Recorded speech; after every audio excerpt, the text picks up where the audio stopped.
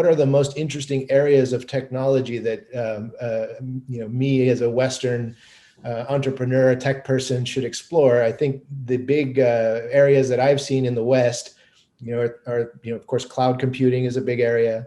Automation of all kinds is a big area. And of course, data, everything about data, from AI, machine learning, all the way down to just protecting data and managing it in the cloud. What do you think are the big opportunities for a Western venture, a Western startup founder to explore when it comes to China?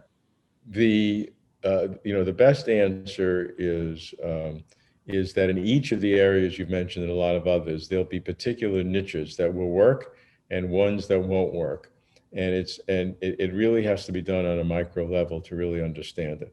If I'm forced to give broad categories, I would say areas in healthcare, the marriage between big data, AI, and healthcare, big data, AI, and education and healthcare, two of the main areas that these new technologies can be applied to. And the reason is that it is of the highest priority in China to reduce the standard of living gap between the different classes, mainly urban and rural, in China.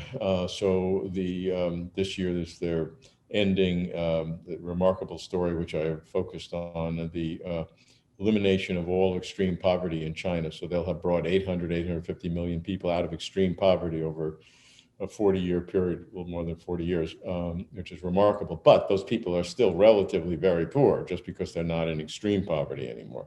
And so China's committed to have what they call a rural vitalization program, building up healthcare in rural areas, education in rural areas. And so these are areas that are very ripe for new kinds of technologies, data management, everything. In terms of applications. So there are many companies that are working in those areas or who have SAS for application in those areas. And so, those are particularly good targets. But once again, you really have obviously there's a lot of companies in China doing a lot of things. And so there has to be some unique contribution that can be made. But once again, you don't have to be the best at everything, because you just have to get an ally in the Chinese market that can use you to compete with someone else. Mm-hmm. So one company competing with someone else, maybe your technology is the equivalent of that other company, and the company that wants to work with you is better in another area. But if they can work with you, then they're better able to compete with their primary competitor, and you can take economic benefit from that. Chinese entrepreneurs are very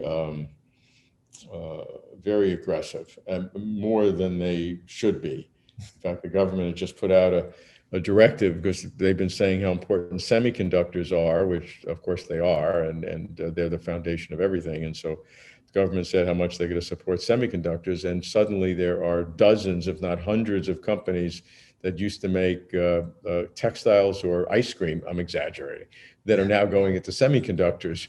And so the government in the last few days said, stop. There've been some big kind of failures of companies that said, no, you have to have a competence, you have to have technology, you have to be able to do this. So you have this kind of wild rush into semiconductors. Mm-hmm.